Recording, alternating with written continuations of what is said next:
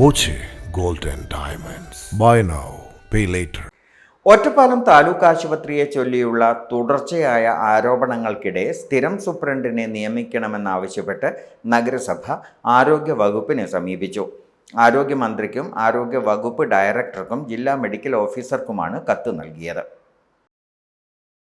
ഒപ്പം നിലവിൽ സൂപ്രണ്ട് ചുമതലയുള്ള ഡോക്ടർക്കെതിരെ നടപടി വേണമെന്നും ആവശ്യപ്പെട്ടിട്ടുണ്ടെന്ന് നഗരസഭാ ഭരണസമിതി അറിയിച്ചു. ആശുപത്രിയുടെ പ്രവർത്തനവുമായി ബന്ധപ്പെട്ട് കൃത്യമായ ഇടപെടലുകൾ നടത്തുന്നില്ലെന്നാണ് സൂപ്രണ്ടിൻ്റെ ചുമതലയുള്ള ഡോക്ടർക്കെതിരായ ആരോപണം. കഴിഞ്ഞ ദിവസം ജോലി സമയം പൂർത്തിയാകും മുൻപേ ആശുപത്രിയിൽ നിന്ന് പോകാൻ ശ്രമിച്ച ഡോക്ടറെ നഗരസഭാ ചെയർപേഴ്സൺ, വൈസ് ചെയർമാൻ എന്നിവരുടെ നേതൃത്വത്തിൽ ജനപ്രതിനിധികൾ തടഞ്ഞിരുന്നു.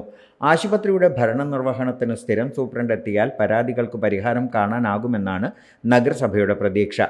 കിടത്തി ചികിത്സാ സൗകര്യങ്ങൾ പൂർണ്ണമായി പ്രയോജനപ്പെടുത്തുന്നില്ലെന്നും രോഗികളെ മറ്റ് ആശുപത്രികളിലേക്ക് അനാവശ്യമായി ശുപാർശ ചെയ്യുകയാണെന്നുമാണ് പ്രധാന പരാതി. ഡോക്ടർമാരുടെ സമീപനത്തെ ചൊല്ലിയും ഒട്ടേറെ പരാതികൾ ഉയർന്നിരുന്നു. ഇതിനിടെയാണ് നേരത്തെ ഉണ്ടായിരുന്ന സൂപ്രണ്ടിനെ സ്ഥലം മാറ്റിയത്. പിന്നീട് ജില്ലാ മെഡിക്കൽ ഓഫീസിലെ ഡോക്ടർമാർക്ക് താൽക്കാലിക ചുമതല നൽകി.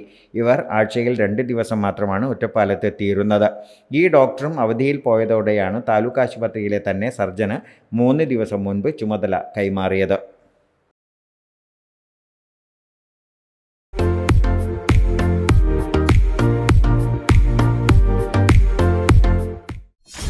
.view news.